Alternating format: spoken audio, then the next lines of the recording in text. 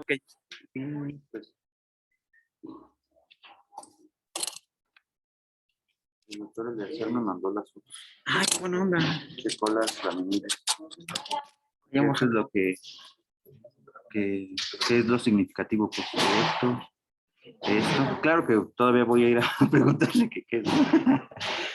Pero el doctor... ¿Él es el de Oaxaca? Ajá, el de Boca.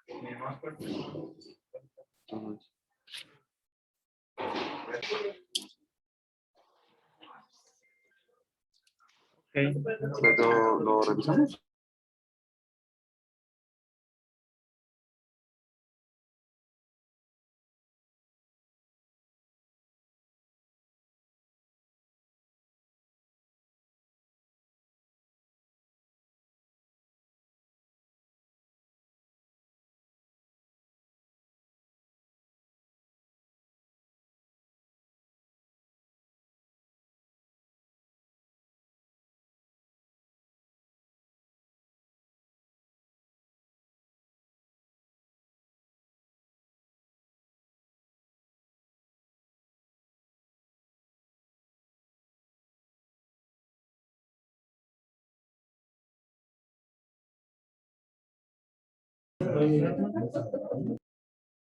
¿Listo?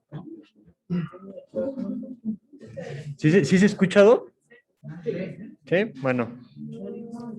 Ay, no, esta no es. Espérame.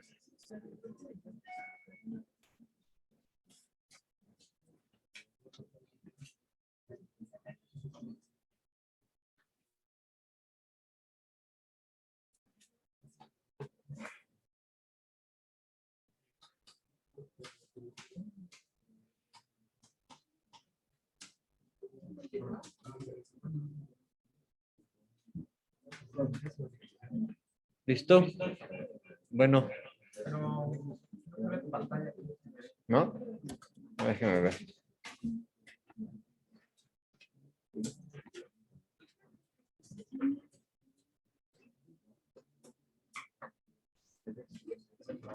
Ah, que la verga.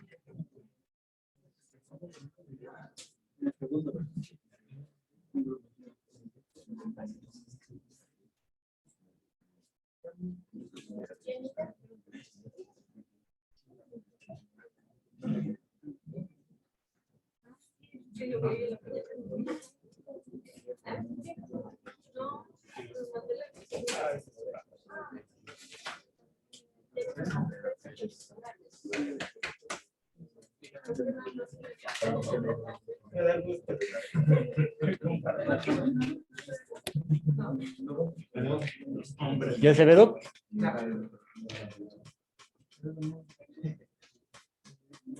Ay, que la chingada, que esta no es, me lleva la puta madre. Espero que no. Bueno, vamos a empezar con el tema de hoy. Vamos a hablar de síndrome de fragilidad en el adulto mayor. Y yo soy Juan Ernesto Muñoz Arellano, R1 de Medicina Interna. Y bueno, primero empecemos explicando unos casos que nos van a ayudar a ejemplificar un poco de qué se trata el tema y a conceptualizarlo mejor para notar la diferencia y el por qué la importancia del reconocimiento de este síndrome. El primer caso es un paciente masculino con 80 años de edad, con antecedente de hipertensión, EPOC y hipertrofia prostática. Como vemos, es un paciente comórbido al tener dos o más enfermedades. Diarios ejercicio y entra a una cirugía electiva que disminuye el riesgo de complicaciones para hipertrofia prostática. Tuvo una evolución adecuada posterior a esta y fue dado de alta a los 3 días y regresó a su estado basal de forma adecuada. En el caso 2, corresponde a un mismo varón de la misma edad, con las mismas enfermedades, que necesitaba ayuda para bañarse y vestirse. Aquí la diferencia, como vemos, que es un paciente que tiene disminución de la funcionalidad y ocupa apoyo para las actividades de la vida diaria. Durante el periodo posoperatorio, después de recibir medicamentos opioides para el dolor, presenta delirio, se arrancó la vía periférica y la sonda Foley. En ese momento le quitaron los opiáceos y un familiar lo vigiló por 24 horas. Se hacen los exámenes de laboratorio, los cuales salen normales y se recuperó gradualmente y fue dado de alta 8 días después. Tuvo 5 días más de estancia intrahospitalaria. regresó a su estado basal a las 2 semanas posterior al alta. Entonces, como vemos, es un paciente que presentó que a diferencia del primero, el hecho de haber tenido una menor capacidad funcional para las actividades, al ser menos independiente, lo condicionó a mayor estancia hospitalaria y a un mayor periodo de recuperación, aunque al final terminó regresando al estado basal. Y en el caso 3 es un masculino de 81 años, un año mayor a los anteriores, que vivía solo después de que su esposa murió hace 5 horas, viudo, con historia de hipertensión, EPOC y antecedente de cirugía de cadera izquierda y pérdida de peso de 8 kilos. Este paciente ya estaba más limitado y había tenido fracturas por caídas. Usaba bastón, entonces también ocupaba instrumentación para las actividades de la vida diaria. Y fue encontrado en el suelo por un vecino, estando orientado. Mencionó haberse caído de una silla y no haber perdido la conciencia, con debilidad para levantarse. Entonces, también tenemos disminución de la fuerza física. Fue evaluado en emergencia y hospitalizado. No tuvo fractura en esta ocasión, ni alguna otra alteración por laboratorio, por lo que fue referido a rehabilitación. Solo podía caminar con ayuda del andador. Y debido a que no se podía cuidar de sí mismo porque no tenía tanto el apoyo social o familiar y físico, fue trasladado a una casa de reposo donde falleció 5 meses después de haber estado, pues, como vemos, al parecer todos en teoría se encontraban bien desde un inicio. Sin embargo, la forma en la que se adaptaron a las circunstancias externas que se les plantearon fue muy diferente. Entonces, bueno, ya teniendo un poquito en cuenta este tipo de diferencia entre pacientes, pues empecemos con una definición. La verdad es que no, la bibliografía menciona que no hay una definición, un consenso de definición adecuado. Cada grupo usa su propia definición.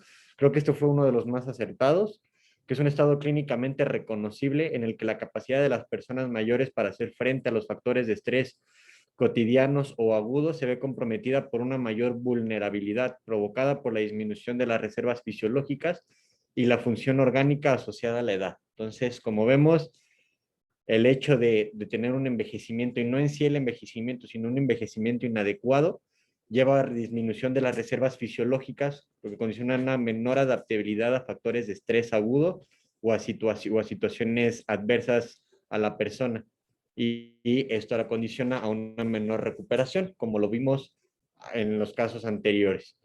Es un síndrome multidisciplinario con declive en los sistemas fisiológicos y aumento del riesgo de vulnerabilidad por proceso de envejecimiento mal adaptativo. Hay que recordar muy bien esta parte, que al final no es envejecimiento en sí, porque como vimos hay pacientes que envejecen de forma adecuada, sino es un envejecimiento inadecuado. Y lo vemos constantemente. Está el señor de 70 años que llega en una silla encorvado, que no habla, y tenemos al señor de 81 años que se ve íntegro, o sea que clínicamente, que es lo importante, se ve íntegro. Entonces, esa es la principal diferencia. ¿Cuáles son los problemas con aumentar la esperanza de vida en la población? Que al final eso es un marcador de salud global, pero también tiene consecuencias el hecho de que la gente viva más, que hay un aumento de la prevalencia de enfermedades crónicas al hacer que los viejos vivan más, pues todos aquellos que fueron acumulando enfermedades durante su vida las van a tener presentes, y la prevalencia de estas va a aumentar, aunque la incidencia de estas enfermedades permanezca igual o disminuya. Y va a haber una disminución de las funciones físico-cognitivas corporales. Entonces, esto inevitablemente el hecho de envejecer genera una disminución de las funciones físico-cognitivas.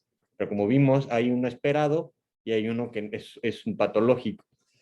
¿Y a qué nos lleva todo esto? Pues a la vulnerabilidad individual para desarrollo de independencia y o un aumento de la mortalidad cuando se expone a un estresor. Entonces, ¿qué quiere decir esto? Que al final esto nos va a hacer, o nos va a obligar a ser dependientes de alguien o algo hasta cierto punto, o que va a permitir que tengamos mayor riesgo de mortalidad durante procesos generales.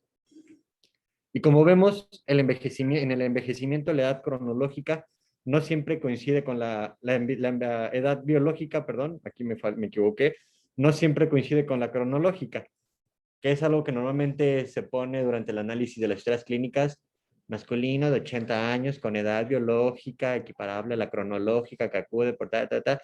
Lo importante de eso es tener presente este concepto, que al final va a haber pacientes que van a tener un resultado esperado a la edad que tenemos, o pacientes que se van a ver mucho más jóvenes o mucho más funcionales y robustos, y va a haber otros que se van a ver más lábiles. ¿Y a qué se debe esta diferencia entre la edad biológica y la cronológica? Pues principalmente a factores genéticos ya intrínsecos de cada persona, factores epigenéticos, estos cambios sobre el ADN que se van generando a través de la vida, factores biológicos y factores medioambientales. Y pues bueno, un pequeño ejemplo de esto tenemos a Tom Cruise de 59 años de edad, un hombre robusto, con actividad física excelente, que hace sus propias escenas de dobles. Me tenemos a mí de 26, que muy probablemente no llegue a esas condiciones y ya me veo más acabado a mis tiernos 26 años, ¿no?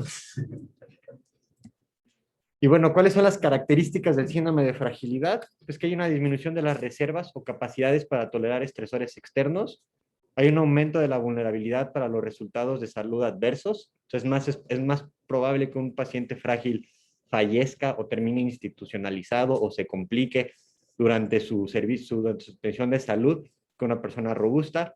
Hay alteraciones de múltiples sistemas fisiológicos con incapacidad como para la homeostasis, como lo habíamos visto.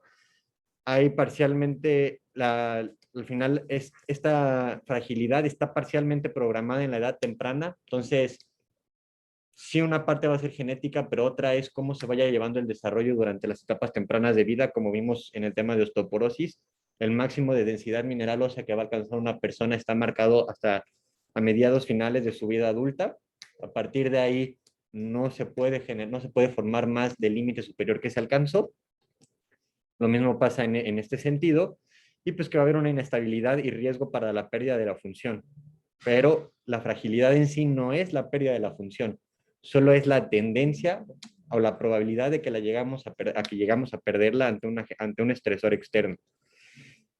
Y como se considera una prediscapacidad, y la discapacidad la vamos a definir como la necesidad de asistencia con las actividades de la vida diaria cotidiana. La fragilidad predispone a la formación de comorbilidades, a discapacidades, dependencia, institucionalización, caídas, fracturas, demencia, hospitalización, aumento de la mortalidad, entre otras. Y la etiopatogenia es muy variada. No se atribuye como le vimos, es multidisciplinario, no se atribuye un simple factor.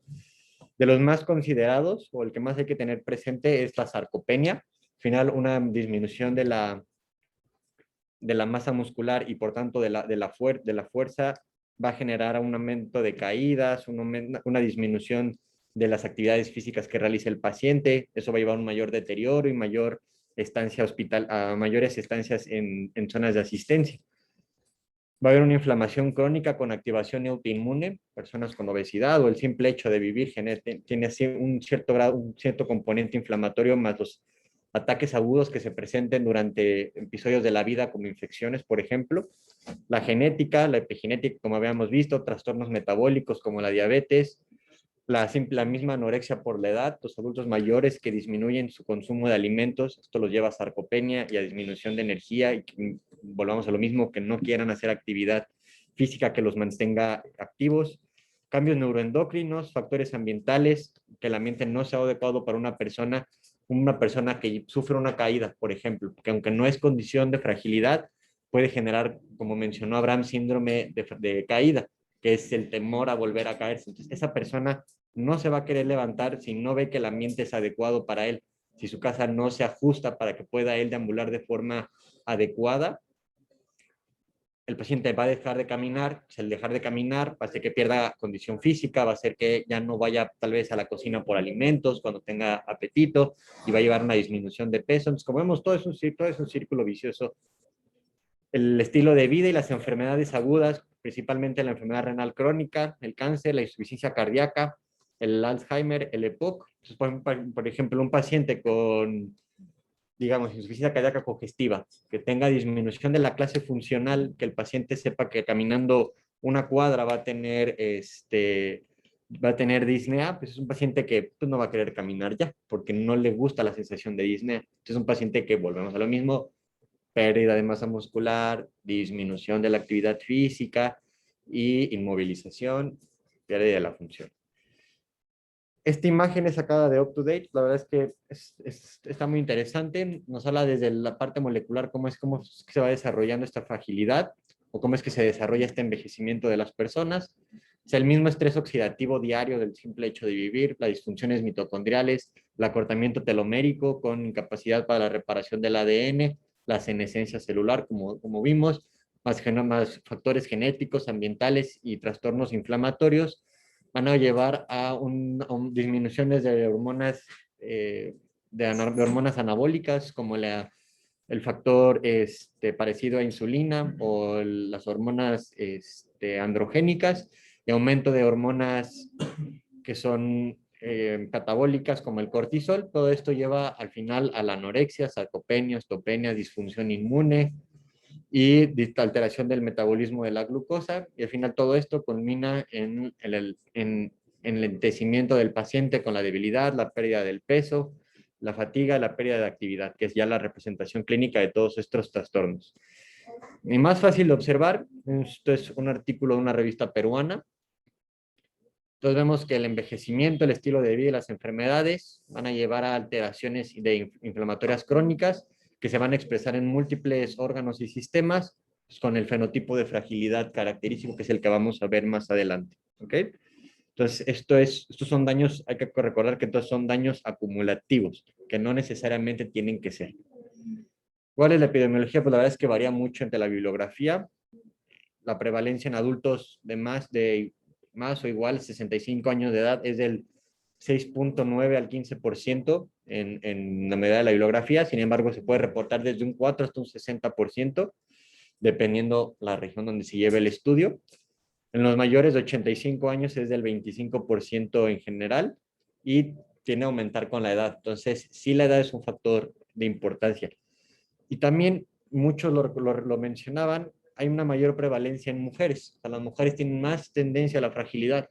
Sin embargo, estas lo toleran mejor por factores como diferentes marcadores inflamatorios, su perfil hormonal diferente, patrones de enfermedades diferentes a las de los hombres y comportamiento general. Entonces, como un ejemplo que lo mencionaban, en regiones donde todavía la mujer está a la orden del hombre en cuanto a actividades de vida diaria, una mujer que no sale a trabajar, que se queda en casa cuidando a los niños, haciendo los alimentos, es menos proclive a tener alguna alteración como, por ejemplo, como caídas o como disnea, como en caso de que tenga insuficiencia cardíaca, como lo tendría un hombre que sale a trabajar o que está trabajando en un autobús y tiene más riesgo de trastornos tromboembólicos. Entonces, esta disminución de la actividad también condiciona hasta cierto punto un factor protector para ella.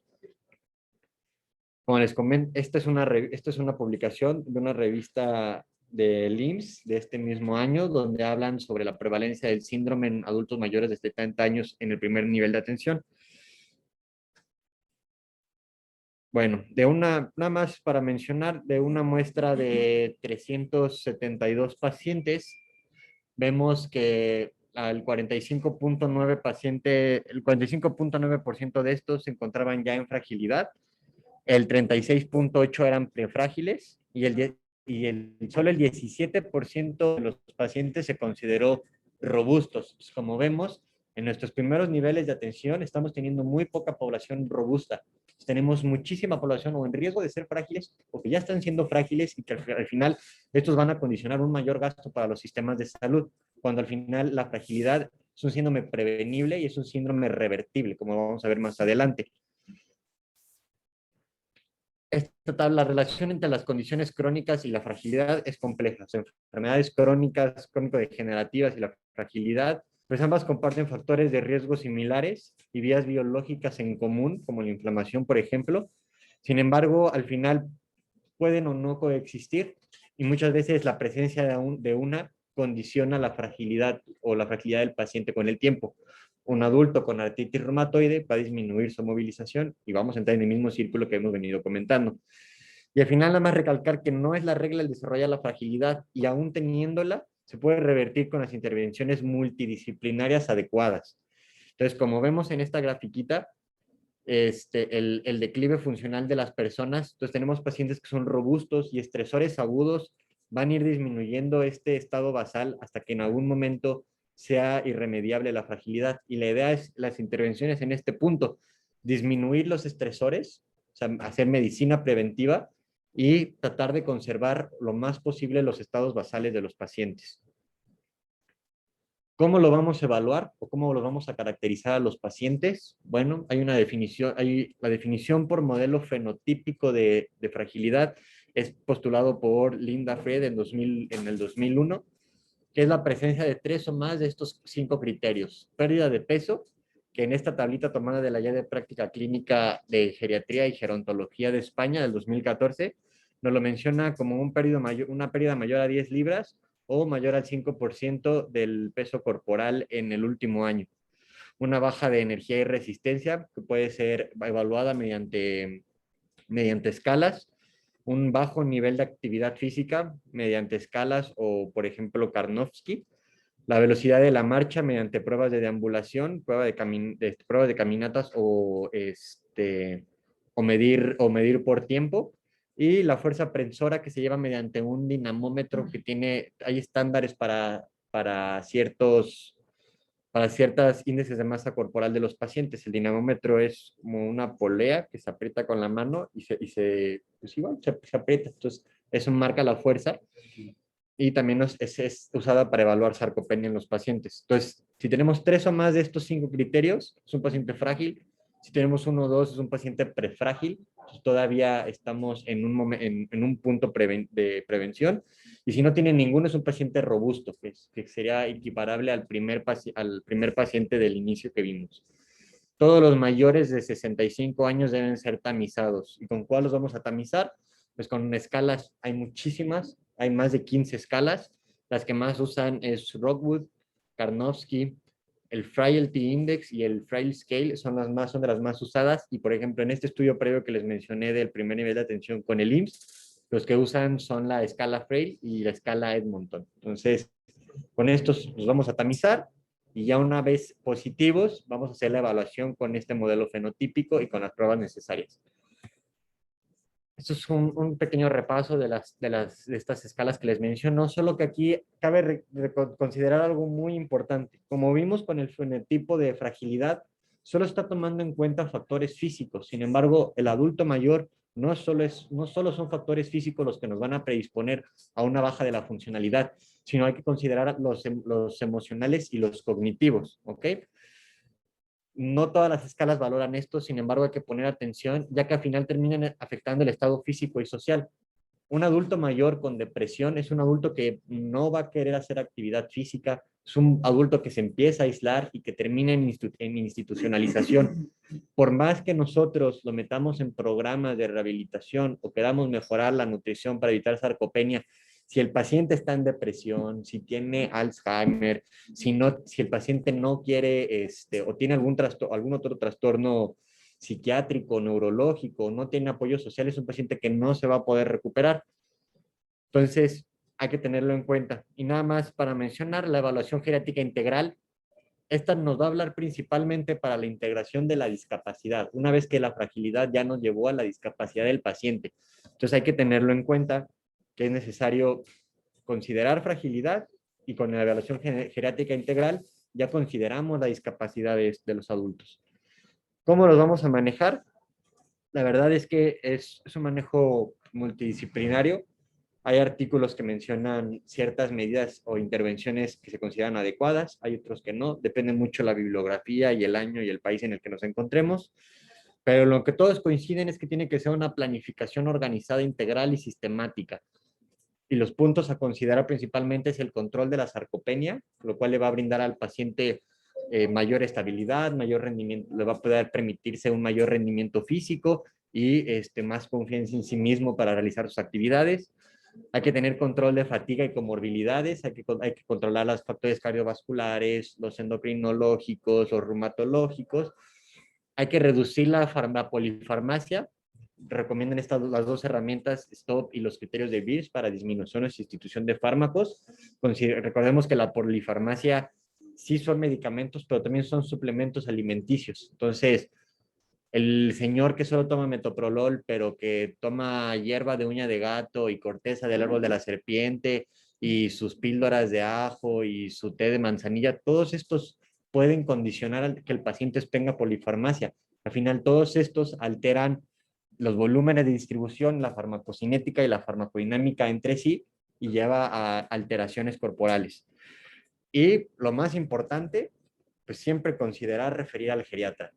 Al final, y a las otras especialidades, a nutriólogos, a medicina de rehabilitación, pues al final, como vamos a ver, es un manejo, pues la verdad, muy pesado, con muchísima información, que al final podemos pasar nosotros por alto. Entonces, siempre hay que verlo como especialidades conjuntas. Y las intervenciones pues se van a llevar en los diferentes estadios de la vida funcional del paciente. No tenemos que esperarnos a que el paciente sea frágil para empezar con el manejo. Desde que el paciente es robusto hay que tener medidas preventivas y planes programados para qué es lo que vamos a hacer. Cuando veamos que el paciente se empieza a deteriorar, que está en un estado prefrágil, como vimos con uno o dos de los criterios anteriores, empezar con los ejercicios y con la revisión dietética del paciente, identificar estos agentes estresores comunes que podamos revertir. Y pues bueno, una vez que el paciente ya esté en fragilidad, pues ver cómo es que lo vamos a manejar y cómo es que vamos a ayudar a que no haya una carga también para la familia, que al final muchas veces no los consideramos, pero si la familia tiene sobrecargas, el cuidador no está apto, pues estamos en un ambiente adverso para el desarrollo o la calidad de vida del paciente. Hay que considerar todos los otros trastornos concomitantes que podamos revertir en estos pacientes, enfermedades crónicas, el déficit de vitamina D, la osteopenia o la sarcopenia, el dolor, la malnutrición, depresión, deterioros cognitivos, alteraciones sensitivas, falta de apoyo social o aislamiento del paciente. Todos estos son factores que al final no nos van a ayudar tanto en sí en recuperarlo, pero si no los modificamos, el paciente no va a poder mejorar. ¿Cuál va a ser el manejo? Pues programas de actividad física multicomponente, como veremos más adelante, o componentes preventivos si el paciente todavía está en un estadio de fragilidad, los cuales tienen que ser progresivos y basados en resistencia. No vamos a llegar con un adulto mayor a decirle que le meta 50 kilos en press militar en el gimnasio, porque no lo va a aguantar y vamos a tener más accidentes, ¿ok? Hay que suplementar hay que dar suplementación proteico-calórica si hay reducción de peso e infranutrición. Recordemos que la función renal de estos pacientes y su capacidad anabólica está disminuida, entonces querer llevarlos, o sea, sobrealimentarlos puede condicionar muchos problemas. Aumentar el ingreso calórico o los carbohidratos, por ejemplo, a un paciente pocoso, nos va a llevar a un deterioro respiratorio. Entonces tenemos que ser muy cautos y solo cuando es estrictamente necesario usarlos. Al final, uso de proteínas, uso de creatina, uso de suplementos con aminoácidos de cadena ramificada, todos estos se siguen considerando fármacos potencialmente deleterios para la calidad de vida del paciente. Hay que suplementar con vitamina D solo cuando haya deficiencia, ya sea laboratorial, que no muchas veces se toma como vimos, o pues, cuando el paciente tenga fracturas por caída, o riesgo alto de fractura osteoporótica por FRAX. Y hay que dar un adecuado soporte social y cognitivo especializado. No es lo mismo manejar a un chavo de 16 años en cuanto a la parte social que a un adulto de 80 años que los que está siendo abandonado. ¿Okay? Esta tablita es de esta misma guía de práctica clínica española del 2014 que nos menciona un poquito cómo tendría que hacer el consumo proteico de los pacientes adultos mayores. En ancianos sanos, para mantener o recuperar la masa muscular, se recomienda un consumo de 1 a 1.2 gramos por kilogramo de peso al día, que es lo general. Sin embargo, aquí no está hablando de sanos, hay que considerar las comorbilidades. En ancianos enfermos o con enfermedades agudas o crónicas, podemos, si el cuerpo lo permite, aumentar este consumo proteico para contrarrestar el estado catabólico del estresor. Hay muchísimos estudios de muchísimos años que nos van a hablar de qué suplementos son adecuados, cuándo iniciarlos, hasta qué punto. Sin embargo, no hay un consenso bien establecido todavía. Lo único que se ha recomendado con calidad de evidencia es iniciarlos cuando el paciente lo necesite. Si mi adulto mayor está teniendo una adecuada ingesta calórica y proteica no porque yo lo vea frágil o porque otros de los 5 puntos que vimos previamente del fenotipo le estén condicionando la fragilidad, no por eso yo voy a suplementarlo. Entonces, hasta que él lo necesite o nos pueda generar un verdadero beneficio, hay que iniciarlo. ¿Y cómo lo vamos a identificar? Pues bueno, teniendo nuestras interconsultas con servicio de nutrición o con algún nutriólogo que esté especializado en esta parte o con los mismos geriatras. Igual, yo puedo estar con un señor que está solo en su casa, recluido, que no sale de su cuarto y decirle, señor, aquí está su insure, se lo voy a dejar en su alacena que está en el tercer piso de su casa y usted nunca sale de su cuarto que está en el primer piso. Ahí le dejo todo el insure de un mes, ya me voy, aliméntese. Pues no, hay que identificar estas barreras que van a condicionar que nuestro paciente no se está alimentando, porque no siempre es la disminución del apetito, son otras características como la medicación que toma. Si toma sedantes, por ejemplo, pues va a estar adormilado la mayor parte del día o va a estar con delirium y disminución del apetito. Si tiene depresión, no va a querer comer. La misma anorexia, que tenga paranoia o que el señor ya sea un alcohólico y tenga apotomanía y no quiera, no consuma alimentos por estar bebiendo.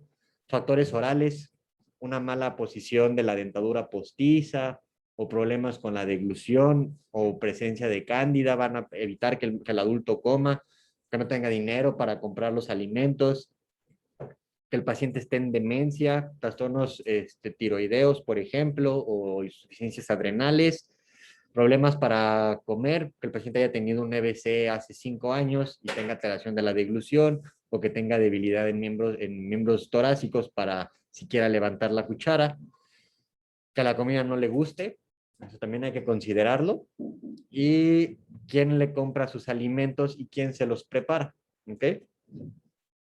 Normalmente son los familiares, pero no siempre es así. Entonces, este es un programa que se estuvo implementando en España, se llama BB Frail.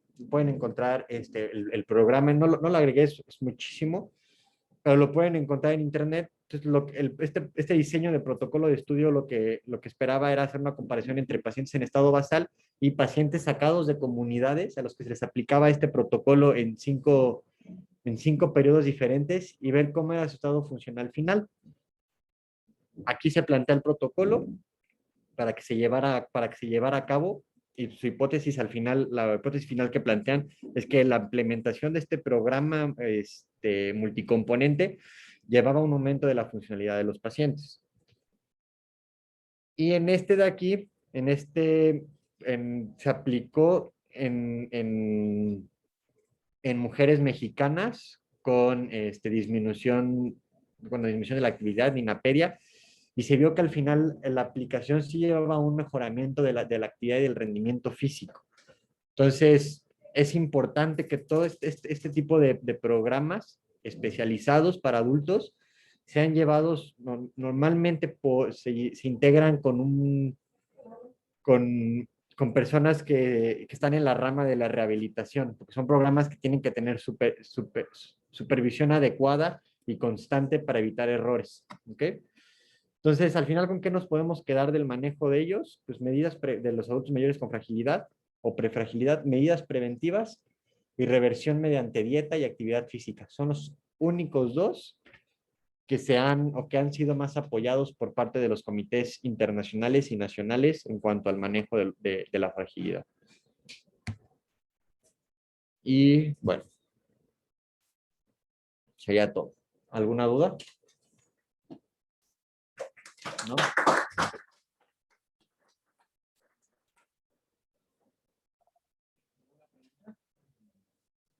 Claro, el concepto final. Yo creo que es una excelente revisión. ¿Puedes cerrar tu micrófono? ¿Ya? Ah. Nuevamente, felicitarte, de verdad, doctor Muñoz. Creo que este tema en particular es de los principales que vemos en medicina geriátrica y abordan muchísimo. Tiene tal impacto que se relaciona con muchas comorbilidades y existen paneles que se realizan específicamente, te puedo decir, síndrome de fragilidad en VIH, por ejemplo, en diversas comorbilidades que son muy importantes. Y creo que en verdad tuviste una capacidad de análisis y síntesis magnífica de todo el mundo de información para ser planteado en una clase de manera general. Por supuesto, hay muchísimas cosas que revisar en cada uno de los apartados, pero bueno, no, vamos poco a poco. En general, el concepto clave, pues esa pérdida de la homeostasis, quédense con eso, lo recalcó el doctor muy bien, no estamos hablando de un envejecimiento normal como tal. Recordar que de los adultos mayores de 60 años hasta ahí, pues la gran mayoría, 60% son totalmente funcionales. Después viene otro 20-25% alrededor de gente que tiene comorbilidad estable, tratada, controlada. Y el paso siguiente es justo el lugar donde podemos ubicar el síndrome de fragilidad como tal, en donde si no tenemos esta serie de intervenciones que son motivos de revisión, una nutrición adecuada para cada persona, con ingesta de proteínas individualizada, con un programa de no tanto actividad física, sino ejercicio como tal, ejercicios de resistencia individualizados para cada persona, que cuantifiquen la cantidad de minutos con los ejercicios adecuados, pudiera llegar a ser reversible antes de que a partir del síndrome de fragilidad estemos a un paso de caer en ese último 5% de personas con dependencia funcional, donde realmente es bien complicado hacerlo reversible como tal, y los desenlaces clínicos pues son peores y la mortalidad es muchísimo más alta. Entonces es justo a través del curso de vida saber intervenir y tener este estilo de vida que no solamente a nivel de síndrome de fragilidad, sino en temas de llegar a un envejecimiento sano y activo, pues son las intervenciones más importantes a través de un curso de vida en un momento oportuno, más allá de encontrar ya a un adulto mayor con fragilidad como tal, con hasta los 5 puntos de Linda Fried. En medicina geriátrica la pronuncian mucho como Fried. Esto que tienen años, y se fijan, mucho de los conceptos salieron a partir de 2014 o algunos años antes, y siguen vigentes en este sentido. Y lo señaló muy bien el doctor, no solamente son esos criterios diagnósticos que tanto nos encantan en medicina interna, sino no podemos perder de vista el tema psicoafectivo, como bien lo comentó, que no son parte de la definición como tal. El estado depresivo, el deterioro cognitivo, que por supuesto darán una mayor predisposición a que un adulto mayor termine en fragilidad. En general, de verdad muy bien, poco que agregar, algunas cosas muy sencillas, pero la verdad que no ni merecen en este momento la puntualización. Posteriormente, sin duda, el POEM tendrá que abordar temas de sarcopenia como tal, de nutrición en el adulto mayor, de ejercicio en el adulto mayor, de la polifarmacia como tal, que comentó ahí los criterios de start-stop, esos hay que después revisarlos bien, son fundamentales. Todos estos diversos aspectos que afectan de alguna manera para prevenir que un adulto mayor empiece con prefragilidad. Y justo ahí es el gran reto, a la hora que tenemos un paciente prefrágil, es donde hay que echarle todo el montón de atención multidisciplinaria. Se encontrarán en el camino, aunque el doctor lo comentó muy bien, no hay gran cosa.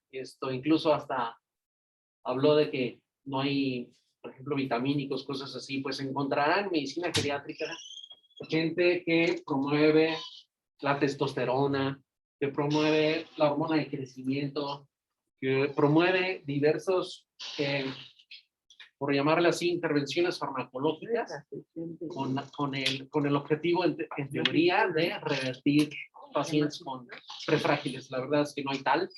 En estudios bien llevados, revisión de Cochrane, desgraciadamente no hay ese recurso farmacológico que per se nos pueda revertir un síndrome de fragilidad a prefragilidad o de prefragilidad a normalidad, ¿no? O un buen estado de salud. Es justo lo que se comentó aquí. Y bueno, en algún momento lo revisaremos a detalle. De verdad, te felicito. Gran capacidad de síntesis y de puntualización.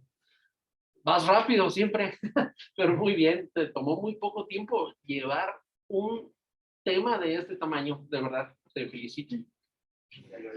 No sé si alguien más o alguien quiera aportar algo, alguna duda, un comentario adicional. Yo creo que son los conceptos Sí, que van a ir viendo, porque si ustedes se dan cuenta, tenemos muchos pacientes de 90 sí, o de 70 que se ven más frágiles que los de 90. ¿no? sí. Y aquí lo que impacta la hospitalización en un adulto mayor, eso es un tema, hospitalización en adulto mayor. Hace frágil a un paciente que puede venir muy funcional, y puede hacer frágil. Sí, hay gran Sarcopenia. incidencia de sarcopenia, disminución de la funcionalidad, riesgo de caerse, efectivamente como detonante, ¿no? A partir de ahí, pues sí es más fácil que estén más débiles, medidos con fuerza de presión. En ese sentido, ya se hizo una adecuación, una validación es la palabra correcta, de qué tanta es la fuerza para nuestra población mexicana. La publicó un colega, Ulises Pérez, en el Instituto Nacional de Geriatría. Les comparto ese artículo, está muy interesante y es muy práctico en ese sentido de la dinamometría.